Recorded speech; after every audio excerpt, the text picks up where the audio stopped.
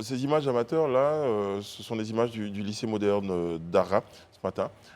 Réaction, André, Juliette, Euh, Séverin.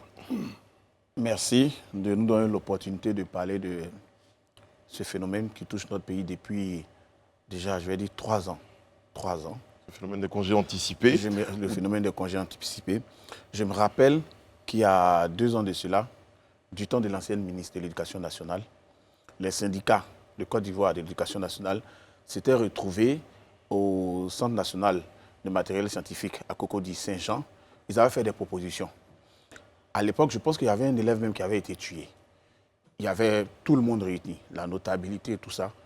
2 ans, 3 ans après, je me rends compte que le phénomène continue. Moi, j'ai une proposition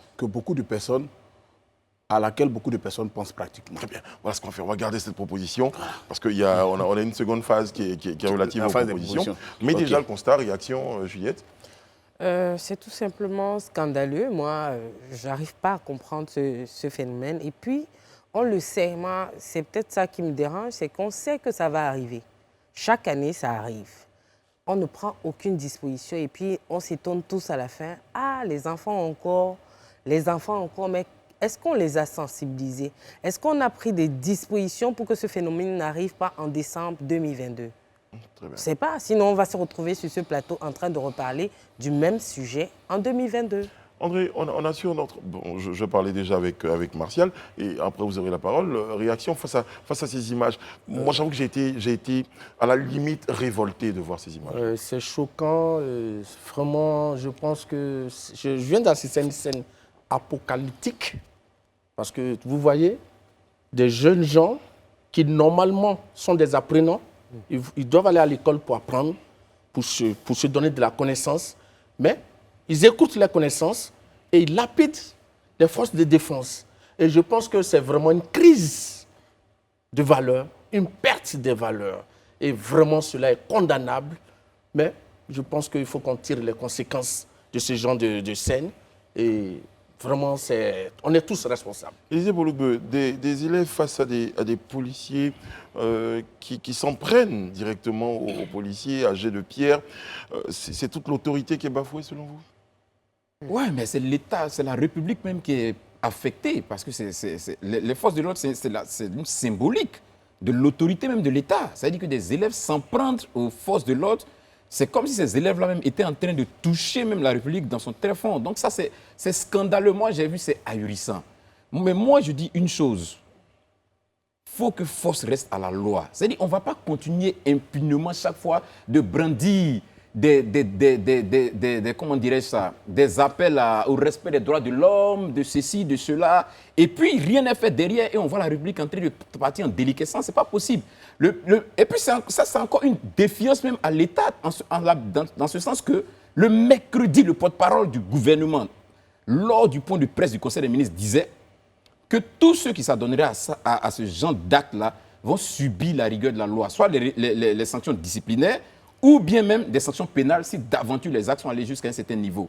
Et 3 jours, 4 jours après de tels propos, on assiste à une telle scène. Moi, je dis, tous ceux qui ont été impliqués dans cette histoire-là doivent être sanctionnés et les mineurs, les impliqués sanctionnés, mais les mineurs radiés, purement et simplement. Oui, bon, ça doit servir de leçon. Vous avez déjà entamé la question de solution parce que j'avais tout à l'heure demandé à Séverin tout à l'heure de garder sa proposition, mais on viendra.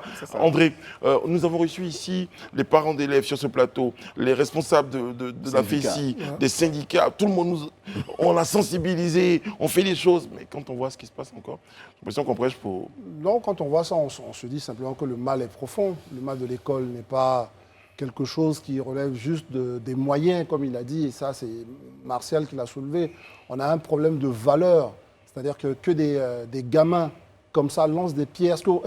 On imagine, regardez des grosses pierres comme ça sur des forces de l'ordre. On dit, bon, sans minimiser justement ce qui arrive aux forces de l'ordre, ils peuvent supporter, ils sont rompus à la tâche. Mais imaginez les autres élèves qui sont là, qui vont se prendre des cailloux sur la tête, parce qu'il y a 2, 3 Et c'est ça même qui est Et tellement lorsque, par scandaleux. exemple, les forces de l'ordre décident de réagir, bon, avec des gaz lacrymogènes, après, on ne sait jamais, je touche du bois, mais s'il y a, par exemple, des dégâts du côté des élèves, on va encore tirer sur l'émotion, oui, c'est des enfants Oui, et mais tout. Mais des enfants aujourd'hui qui arrivent... Je suis pas, on n'est pas tous vieux sur ce plateau, mais nous, à une époque, le simple fait d'avoir une présence d'un agent des forces de l'ordre, ça fait la nature de nous créer une forme de crainte. Mais aujourd'hui, quand on voit ces élèves, ils bafouent complètement l'autorité.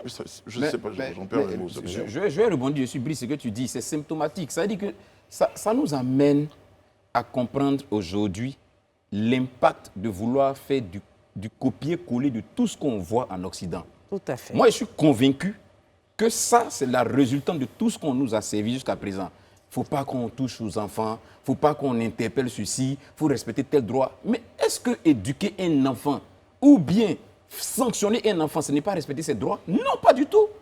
Parce que ça, on a laissé faire. C'est parce qu'on a laissé faire qu'aujourd'hui, on se retrouve dans un tel chemin. Aujourd'hui, là, on est dans une situation qui devient une situation irréversible.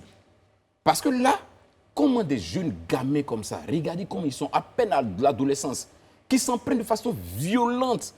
Avant ça, il y a eu Dimbokro, je crois, où ils ont attaqué la brigade de gendarmerie. Il y a eu Va voir. La semaine dernière, où ils ont attaqué la brigade de gendarmerie, on a même caillassé des véhicules et autres, tout ça. Aujourd'hui, c'est aux forces de l'ordre qu'on s'en prend. Mais demain, où on va arriver? Arriver à un certain moment, il faut taper du poing sur la table. Il faut taper du poing sur la Mais table. comment on tape du poing? Tout de suite, les solutions. Ce Comment qui est grave Au-delà dans des cette solutions, affaire, il faut que je réalise rapidement. C'est vrai que je comprends la gravité du truc, mais on ne va pas demander aux forces de l'ordre de changer leur méthode de, on va dire... Non, mais je pense pas que ce soit le but du propos d'Élysée. Non, j'ai bien Non, c'est pas ce compris. que j'ai dit. Non, j'ai compris qu'il n'a pas dit ça, mais je veux dire que faisons en sorte qu'il y a des moyens conventionnels pour régler les problèmes de cette nature-là. Je comprends qu'on est ce tous sont ces choqués. moyens-là qu'ils combattent Donc, comme ça. Là. S'ils utilisent des moyens conventionnels, il peut y avoir des, comme on dit, des dégâts collatéraux. Les dégâts seront là. Je veux dire, on ne va pas reprocher aux forces de l'ordre d'avoir lancé une grenade lacrymogène et que ça a blessé un gamin. Mais voilà. Moi, ce qui me chagrine dans cette affaire, c'est qu'il y a 10 ans, 20 ans de cela, quand nous étions à leur place, on était plus grands en âge. Là, maintenant, ils sont plus petits en âge, mais regardez ce qu'ils font.